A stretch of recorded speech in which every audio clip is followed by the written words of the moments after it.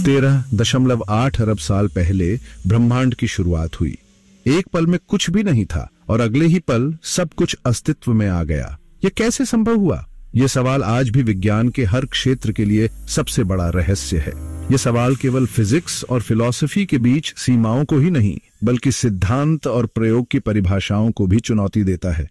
हम जो कुछ भी जानते हैं वह प्रक्रियाओं और कारण प्रभाव के सिद्धांतों पर निर्भर करता है। हम ये समझने की कोशिश करते हैं कि चीजें जिस तरह से हैं वैसी क्यों हैं, लेकिन ब्रह्मांड के बनने का मूल कारण अभी तक अनजाना है।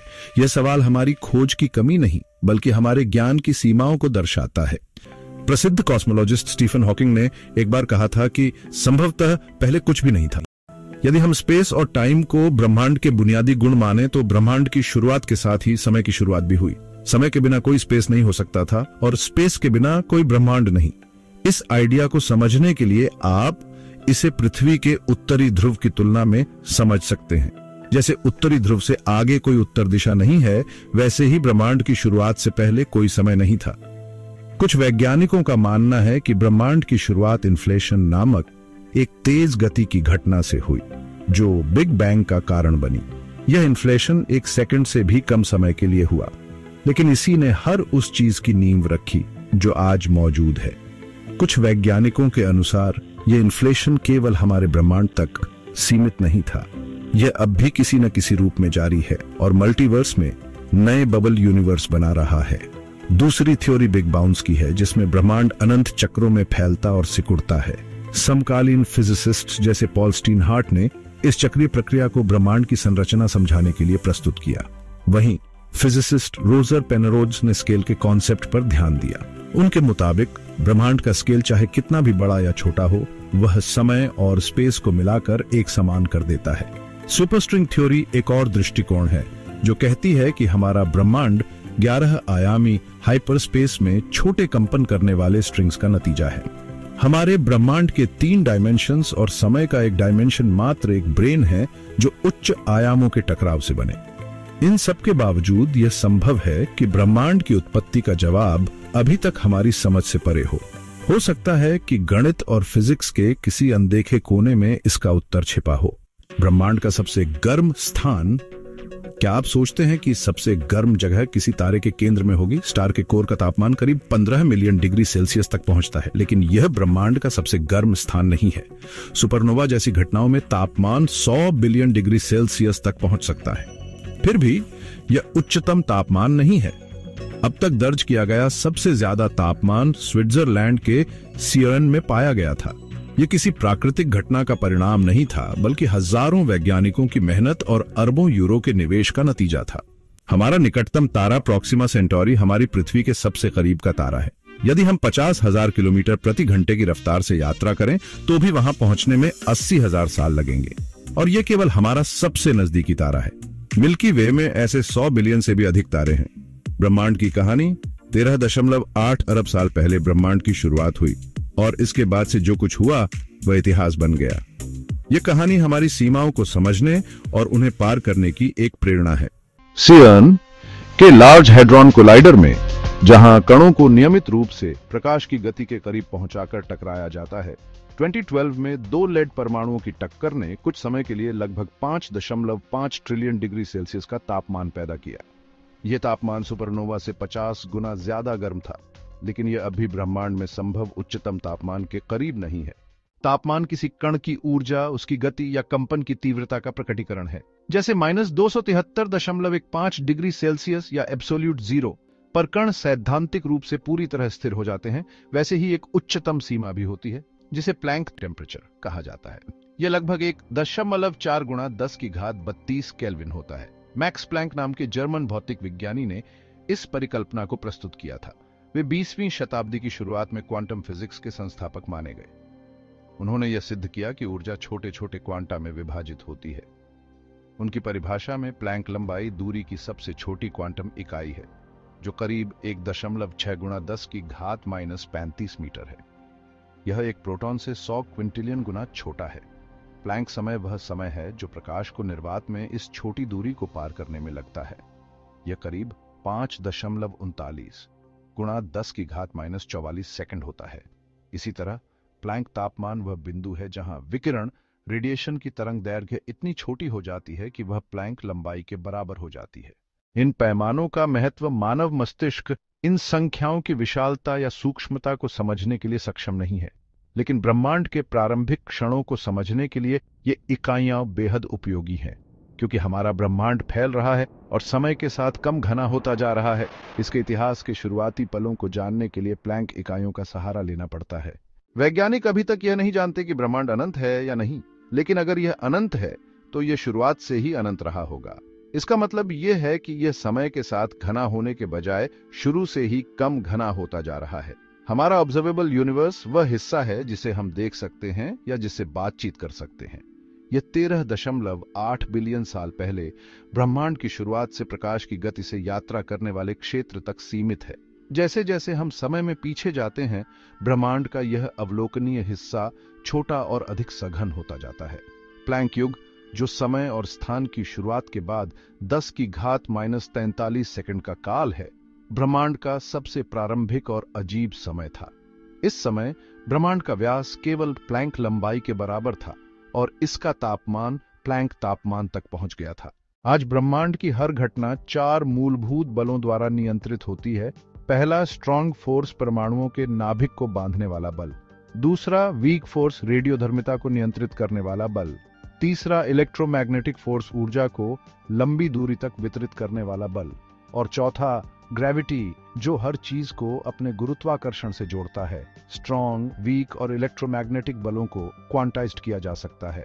इनके संदेशवाहक कणों को क्रमशः ग्लूओनन, बबेव्यू और जी बोसॉन और फोटॉन कहा जाता है। ग्रेविटी अन्य बलों से अलग है। अल्बर्ट आइंस्टीन ने इसे अपने theory on off general relativity में स्पेस टाइम की वक्रता के रूप में परिभाषित किया। यह स्पेस टाइम की विकृति है जो हर पदार्थ और ऊर्जा को प्रभावित करती है। जनरल रिलेटिविटी को कई प्रयोगों से सत्यापित किया गया है और इसे ब्रह्मांड के हर कोने में लागू माना जाता है, लेकिन अब भी क्वांटम फिजिक्स और ग्रेविटी को जोड़ने वाली एक एकीकृत थ्योरी का अभाव है। इस तरह ब्रह्मांड की शुरुआत, उसके विस्तार और उसकी मूलभूत ताकतों की कहानी हमें यह बताती है कि वैज्ञानिकों के लिए हर उत्तर एक नए सवाल का कारण बनता है।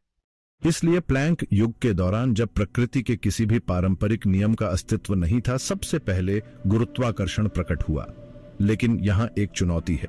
गुरुत्वाकर्षण के बारे में हमारी वर्तमान समझ आइंस्टीन के सामान्य सापेक्षता सिद्धांत पर आधारित है, लेकिन इसका परीक्षण केवल बड़े पैमाने पर ही संभव हुआ है। प्लैंक युग के समय हमारा पूरा ब्रह्मांड एक प्रोटॉन से कई ट्रिलियन गुना छोटे क्षेत्र में सिमटा हुआ था। इतनी छोटी स्केल पर सामान्य सापेक्षता काम नहीं करती। इसके बजाय क्वांटम यांत्रिकी का नियंत्रण होता है। यह नियम पदार्थ के उप परमाणु कणों और ऊर्जा के क्वांटम संदेशवाहक कणों पर लागू होता है। ऐसे छोटे पैमानों पर कुछ भी निश्चित नहीं होता। आप जहां कुछ देखने की उम्मीद करते हैं वह वहां नहीं होता, और सिर्फ देखने का प्रयास भी परिणाम को बदल सकता है। क्वांटम भौतिकी में घटनाएं निरपेक्षता में नहीं होती। इसके बजाय संभावनाओं पर विचार किया जाता है। नतीजतन सब कुछ लगातार बदलता रहता है। सौभाग्य से यह क्वांटम दुनिया केवल नैनोस्कोपिक स्तर पर प्रभावी है। बड़े पैमानों पर यह विचित्रता औसत हो जाती है और हमें एक स्थिर वास्तविकता दिखाई देती है। लेकिन प्लैंक युग में, जब सब कुछ नैनोस्कोपिक था, इस अराजक क्वांटम दुनिया से बचना असंभव था। यहीं से यह समझना मुश्किल हो जाता है कि उस समय चीजें वास्तव में कैसे काम करती थीं। सामान्य सापेक्षता और क्वांटम यांत्रिकी मूल रूप से एक दूसरे से असंगत हैं। इसीलिए वैज्ञानिक क्वांटम गुरुत्वाकर्षण नामक समाधान खोजने की कोशिश कर रहे हैं जो इन दोनों सिद्धांतों को जोड़ सके और प्लैंक युग के ब्रह्मांड का सही वर्णन कर सके। हालांकि इसे प्रयोगात्मक रूप से सत्यापित करना लगभग असंभव है। इसके लिए इतनी ऊर्जा की आवश्यकता होगी कि हमारे पूरे सौर मंडल के व्यास के बराबर एक कण त्वरक बनाना पड़े। लेकिन यह चुनौती वैज्ञानिकों को सैद्धांतिक अटकलें लगाने से रोकती नहीं है। एक विचार यह है कि गुरुत्वाकर्षण भी प्रकृति के अन्य बलों की तरह एक क्वांटम संदेशवाहक कण के जरिए संचालित होता है, जिसे ग्रेविटॉन कहा जाता है। लेकिन गुरुत्वाकर्षण अन्य बलों की तुलना में इतना कमजोर है कि इसके कण का पता लगाना लगभग असंभव है। दूसरा सिद्धांत लूप क्वांटम गुरुत्वाकर्षण, लूप क्वांटम ग्रेविटी है। इसमें स्पेस टाइम को एक चिकनी ज्यामिति की बजाय छोटे छोटे पिक्सेल्स की तरह माना जाता है। इस दृष्टिकोण से सामान्य सापेक्षता के समीकरणों को लूप्स के रूप में दोबारा लिखा जाता है। जिससे गणना अधिक आसान हो जाती है। तीसरा प्रमुख सिद्धांत है स्ट्रिंग थ्योरी। स्ट्रिंग थ्योरी यह भौतिकी के बिंदु जैसे कणों को एक आयामी कंपन करने वाले तारों स्ट्रिंग्स के रूप में देखता है। इन तारों की कंपन अवस्था यह निर्धारित करती है कि कण क्या है और गुरुत्वाकर्षण का बल भी इन्हीं से परिभाषित होता है। लेकिन स्ट्रिंग थ्योरी को समझाने के लिए कम से कम 10 या 11 आयामों की जरूरत होती है, जिनमें से कुछ आयाम इतने छोटे हैं कि हम उन्हें सीधे नहीं देख सकते। 1950 के दशक में अमेरिकी भौतिक विज्ञानी जॉन आर्चिबाल्ड व्हीलर ने प्लैंक युग के समय को एक क्वांटम फोम के रूप में कल्पना की थी। उनके अनुसार क्वांटम स्केल पर स्पेस टाइम निरंतर नहीं होता, इसके बजाय यह बुदबुदाते और बदलते हुए एक फोम जैसा होता है।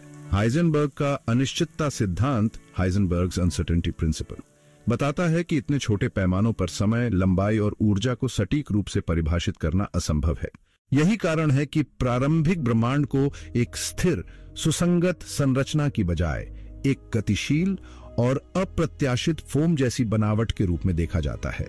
यह दृष्टिकोण भले ही जटिल और कल्पना से परे लगता हो, लेकिन यही वह तरीका है जिससे हम ब्रह्मांड की शुरुआत की गहराइयों को समझने का प्रयास कर रहे हैं। क्वांटम माइक्रो ब्लैक होल और वर्म होल अपने आप अस्तित्व में आते हैं और फिर बिना किसी स्पष्ट कारण या प्रभाव के गायब हो जाते हैं। इस अत्यधिक ऊर्जावान, सुपर कॉम्पैक्ट और लघु ब्रह्मांड में कुछ भी संभव है, लेकिन केवल कुछ पल के लिए। प्लैंक युग की यह अनिश्चितता लगभग 100 मिलियन ट्रिलियन सेकंड के बाद समाप्त हो जाती है। इसके बाद ब्रह्मांड धीरे धीरे विकसित होता है, ठंडा होने लगता है और एक नए युग का आरंभ होता है। इस समय ब्रह्मांड ऐसा नहीं दिखता या व्यवहार करता जैसा आज है, लेकिन अब हमारे पास ऐसे सिद्धांत हैं जो कम से कम यह समझाने की कोशिश करते हैं कि उस समय क्या हो रहा था। हमारे ब्रह्मांड का हर पहलू 4 मूलभूत बलों से नियंत्रित और परिभाषित है। कल्पना करें, आप अपना टेलीविजन ऑन करते हैं। गुरुत्वाकर्षण, ग्रेविटी आपको कुर्सी से चिपकाए रखता है, पृथ्वी के वायुमंडल को सतह के करीब बनाए रखता है और हमारी पृथ्वी को सूर्य की कक्षा में स्थिर रखता है। यह सब आपके अस्तित्व के लिए आवश्यक वातावरण प्रदान करता है। लेकिन गुरुत्वाकर्षण बावजूद इसके महत्व के अपेक्षाकृत कमजोर है। आप अपनी मांसपेशियों की हल्की सी ताकत से रिमोट उठाकर इसे हरा सकते हैं। आपके रिमोट का बटन दबाते ही अदृश्य इंफ्रारेड लाइट जो कि विद्युत चुंबकीय विकिरण का एक रूप है, लिविंग रूम में बीम करती है। स्क्रीन पर तस्वीरें उभरती हैं जो लाखों छोटे पिक्सेल्स के माध्यम से दृश्यमान प्रकाश उत्पन्न करती हैं। यह भी विद्युत चुंबकीय विकिरण का एक रूप है जो आपकी आंखों तक पहुंचता है। आपकी आंखें, जो स्वयं एक अद्भुत विकासवादी चमत्कार हैं, परमाणुओं के गुणों और विद्युत चुंबकीय बल पर निर्भर करती हैं। परमाणु नाभिक, जिसमें प्रोटॉन और न्यूट्रॉन होते हैं, मजबूत परमाणु बल द्वारा एक साथ बंधा रहता है। लेकिन यह यहीं खत्म नहीं होता। प्रोटॉन और न्यूट्रॉन 3 उपपरमाण्विक कणों, जिन्हें क्वार्क कहा जाता है, का संयोजन है। ये क्वार्क भी एक विशेष बल के कारण आपस में जुड़े होते हैं। आपके शरीर, टेलीविजन और अस्तित्व में हर परमाणु इस बल पर निर्भर करता है। जैसे ही आपकी आंखें स्क्रीन पर ध्यान केंद्रित करती हैं, आपके मस्तिष्क के भीतर हर सेकंड 200 बार तक न्यूरॉन्स फायर करते हैं। यह समन्वित विद्युत गतिविधि आपके शरीर में पोटेशियम के संतुलन पर निर्भर करती है। पोटेशियम, जो हल्का रेडियोधर्मी है, प्रति सेकंड लगभग 5000 परमाणु क्षय करता है। यह क्षय कमजोर परमाणु बल के कारण होता है। इसी समय 150 मिलियन किलोमीटर दूर सूर्य के केंद्र में हाइड्रोजन का हीलियम में संलयन होता है। यह तारकीय भट्टी ब्रह्मांड को ऊर्जा प्रदान करती है, जो पृथ्वी को रहने योग्य बनाए रखती है। यह शक्तिशाली प्रतिक्रिया कमजोर परमाणु बल पर निर्भर करती है। नाम में भले ही यह कमजोर हो, लेकिन इसका प्रभाव बहुत व्यापक है। गुरुत्वाकर्षण, विद्युत चुंबकत्व और मजबूत और कमजोर परमाणु बल, ये 4 मूलभूत बल मिलकर ब्रह्मांड के हर पहलू को आकार देते हैं। ब्रह्मांड के अरबों वर्षों के इतिहास में इनका योगदान हमेशा से रहा है, लेकिन समय की शुरुआत में परिस्थितियां बिल्कुल अलग थीं। ग्रैंड यूनिफिकेशन युग, जो प्लैंक युग के तुरंत बाद आया, उसमें केवल 2 बल थे। यह कैसे संभव है? इसे समझने के लिए सिक्का उछालने की कल्पना करें। जब सिक्का हवा में घूम रहा होता है तो सिर और पूंछ में अंतर करना लगभग असंभव होता है। केवल जब वह स्थिर होता है तब हम निर्णय कर पाते हैं। इसी तरह उच्च ऊर्जा पर मूलभूत बलों का व्यवहार बदल जाता है। तापमान के बढ़ने पर कमजोर परमाणु बल और विद्युत चुंबकत्व के गुण एक दूसरे में मिल जाते हैं। इस स्थिति में दोनों को अलग अलग पहचानना संभव नहीं होता और वे एक संयुक्त बल, जिसे इलेक्ट्रोवीक फोर्स कहा जाता है, के रूप में दिखते हैं। ऊर्जा को और बढ़ाने पर यह अवधारणा मजबूत परमाणु बल और इलेक्ट्रोवीक फोर्स पर भी लागू होती है। उस समय ये 4 मूलभूत बल नहीं बल्कि एक ही बल का हिस्सा थे। यही वह समय था जब ब्रह्मांड की भौतिकी ने एक अलग तरीके से काम किया। उस ऊर्जा को और बढ़ाएं और स्पिनिंग कॉइन की अवधारणा एक बार फिर से स्ट्रॉन्ग फोर्स और इलेक्ट्रोवीक फोर्स पर लागू होती है। जब तापमान पर्याप्त रूप से बढ़ जाता है तो ये बल भी एकीकृत होकर एक हो जाते हैं, जिसे ग्रैंड यूनिफिकेशन के नाम से जाना जाता है। इस अंतिम एकीकरण के परिणाम स्वरूप इलेक्ट्रोस्ट्रॉन्ग फोर्स उभरता है। हालांकि ग्रैंड यूनिफिकेशन का यह सिद्धांत अभी तक प्रयोगात्मक रूप से सिद्ध नहीं हुआ है। कण, त्वरक, पार्टिकल एक्सेलरेटर्स के भीतर ऊर्जावान टकराव हमें इलेक्ट्रोमैग्नेटिक फोर्स और वीक फोर्स के जुड़ने का संकेत तो देते हैं, लेकिन स्ट्रॉन्ग फोर्स को उसी तरह अपनी पहचान खोने के लिए वर्तमान में उपलब्ध ऊर्जा से लाखों गुना अधिक ऊर्जा की आवश्यकता होती है। आज ब्रह्मांड की सबसे ऊर्जावान घटनाएं जैसे सुपरनोवा एक्सप्लोजन्स या ब्लैक होल्स के ध्रुवों से निकलने वाले जेट भी इस स्तर की ऊर्जा तक नहीं पहुंच पाती। सवाल यह भी है कि क्या ग्रेविटेशन, जो चौथा मूलभूत बल है, कभी इस एकीकृत फ्रेमवर्क में शामिल हो सकेगा? यह प्लैंक युग, प्लैंक एरा और क्वांटम ग्रेविटी के विवादास्पद सिद्धांतों के लिए एक बड़ा प्रश्न है। फिर भी ग्रैंड यूनिफिकेशन थ्योरी ब्रह्मांड के शुरुआती समय को समझाने के लिए एक मजबूत दावेदार बनी हुई है। प्लैंक युग की तुलना में लगभग 10 मिलियन गुना अधिक समय तक ब्रह्मांड का विस्तार और ठंडा होना जारी रहा। इसके बावजूद उस समय तक भी ब्रह्मांड इतना छोटा था कि वह एक क्वार्क से भी छोटा था, जो आज ज्ञात सबसे छोटा कण है। इस लघु ब्रह्मांड में अव्यक्त ऊर्जा इतनी संकुचित थी कि तापमान 1 लाख ट्रिलियन केल्विन तक पहुंच गया, जो लार्ज हैड्रन कोलाइडर द्वारा उत्पन्न किए गए तापमान से लाखों गुना अधिक है। यही परिस्थितियां ग्रैंड यूनिफिकेशन एरा के लिए जिम्मेदार थीं, जहां इलेक्ट्रोस्ट्रॉन्ग फोर्स और उसकी विचित्र अंतःक्रियाएं ब्रह्मांड पर हावी थीं। इस छोटे ब्रह्मांड में कणों का अद्भुत खेल चल रहा था। फोटॉन्स स्वतः ही मैटर एंटी मैटर जोड़ों में बदल जाते थे, जिनसे क्वार्क्स और लेप्टन्स बनते थे। लेकिन ये नवजात कण बेहद कम समय तक जीवित रहते, तुरंत फोटॉन्स में परिवर्तित हो जाते। इलेक्ट्रोस्ट्रॉन्ग मैसेंजर बोसन्स इस प्रक्रिया को और जटिल बनाते, क्वार्क्स को लेप्टन्स में और लेप्टन्स को क्वार्क्स में बदलते या मैटर को एंटी मैटर में परिवर्तित करते। ग्रैंड यूनिफिकेशन के इन नियमों के तहत यह ऊर्जा और पदार्थ, आभासी और वास्तविक कणों का एक मुक्त क्षेत्र बन गया। लेकिन ट्रिलियन सेकंड के बाद तापमान गिरकर 1000 ट्रिलियन डिग्री पर आ गया। इस ठंडक के कारण स्ट्रॉन्ग फोर्स अलग हो गया और 2 बल 3 में विभाजित हो गए। ब्रह्मांड का स्वरूप फिर से बदल गया। फिर भी एक समस्या अब भी बनी हुई थी। ये सिद्धांत शुरुआती क्षणों में कणों के व्यवहार को समझाने में सक्षम थे, लेकिन वे उस विशाल ब्रह्मांड की व्याख्या नहीं कर सके जो अंततः अस्तित्व में आया। जब शुरुआती स्थितियों की तुलना ब्रह्मांड के अंतिम स्वरूप से की जाती है तो बिग बैंग अधूरा प्रतीत होता है। जुलाई 2022 में जेम्स वेब स्पेस टेलीस्कोप अपनी कक्षा में स्थापित हो चुका था।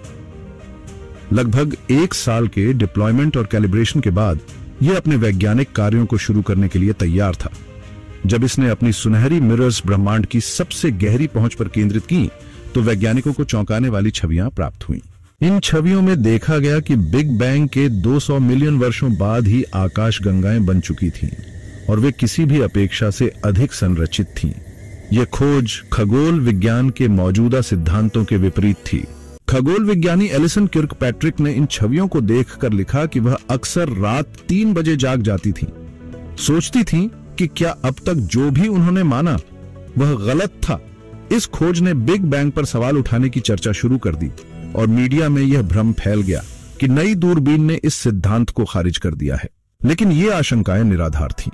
किर्कपैट्रिक को केवल आकाश गंगा निर्माण के सिद्धांतों की सीमाओं की चिंता थी, न कि ब्रह्मांड की उत्पत्ति के सिद्धांतों की।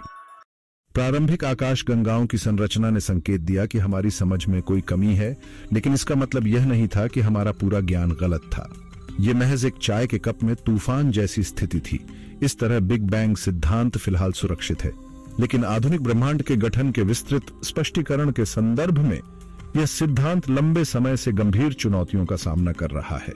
जब हम आज के ब्रह्मांड की विशाल संरचना को देखते हैं तो कई ऐसी बातें सामने आती हैं जो हमारे सिद्धांतों से मेल नहीं खाती। पहली है औसत तापमान। भले ही तारे लाखों डिग्री सेल्सियस पर जलते हों और खाली अंतरिक्ष शून्य से थोड़ा ऊपर ठंडा हो, हर दिशा में ब्रह्मांड का औसत तापमान 2.7 केल्विन ही रहता है, हर जगह पूरे 93 बिलियन प्रकाश वर्ष के व्यास तक। लेकिन यह कैसे संभव है? यदि ब्रह्मांड 14 बिलियन वर्षों से विस्तार कर रहा है, तो 14 बिलियन प्रकाश वर्ष से अधिक दूरी पर स्थित दो बिंदु बिना प्रकाश की गति को तोड़े औसत तापमान कैसे साझा कर सकते हैं? यह समरूपता, होमोजेनिटी शुरुआती ब्रह्मांड में ही मौजूद रही होगी, जो क्वांटम फ्लक्चुएशंस की प्रकृति को देखते हुए बेहद असंभावित लगती है। इसे हॉराइजन प्रॉब्लम कहा जाता है। दूसरी समस्या है ब्रह्मांड की वक्रता, कर्वेचर। आइंस्टाइन के जनरल रिलेटिविटी में बताया गया है कि बड़े पैमाने पर वस्तुएं स्पेस टाइम को मोड़ती हैं, जो फिर उस स्पेस टाइम में पदार्थ की गति और विकास को प्रभावित करता है।